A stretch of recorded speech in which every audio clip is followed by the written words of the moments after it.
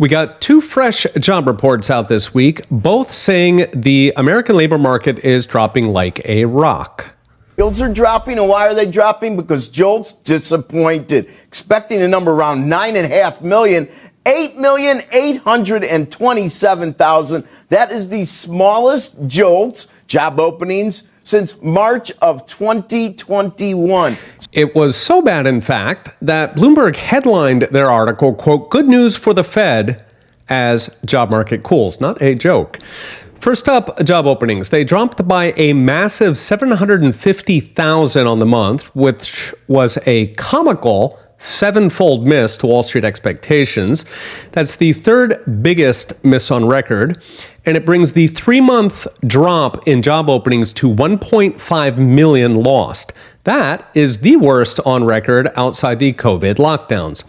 As always, they revised the previous month's numbers down. By the way, they've revised literally every report this year, which is fun because it sneaks some extra juice when nobody in the media is looking. And they can always revise since 70% of their data is estimated. So they're not actually counting, they are using statistical pixie dust.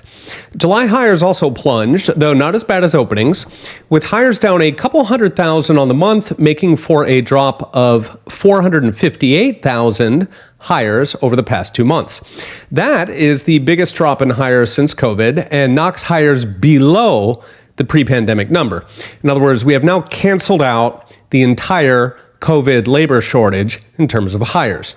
Finally, job quits, which also plunged by 250,000, meaning people are getting nervous about finding another job, so they are sticking with the crummy job they have. That's a classic canary in the job market coal mine, and separate data from the Conference Board also found that Americans are less optimistic about finding a job, so people are worried. So, JOLTS was a mess. Now, days later, we get confirmation and fresh payroll numbers showing a nearly 10% drop from the previous month, which is pretty big for a month. I mentioned the other day how the job data is showing early warning signs. Starting offers are crashing, and now openings, hires, and quits are all crumbling. Jobs are usually a lagging indicator in a recession, meaning they don't start to get bad until the recession is well underway. And the reason is companies try to hoard workers as long as possible because it is very expensive and hard work to find them. It actually costs about 30% of annual salary to find a worker, and it can take months to get them up to speed, during which they do lousy work. So companies only cut as a last resort.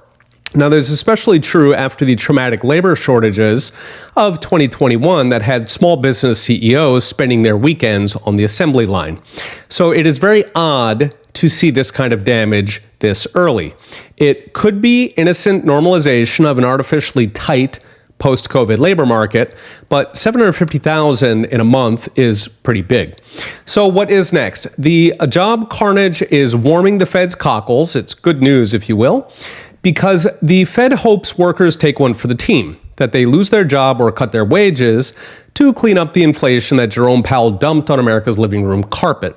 So pain for workers is gain for the Fed, which is a pretty unpleasant way to make a living, but welcome to central banking. Okay, we'll be watching. See you next time.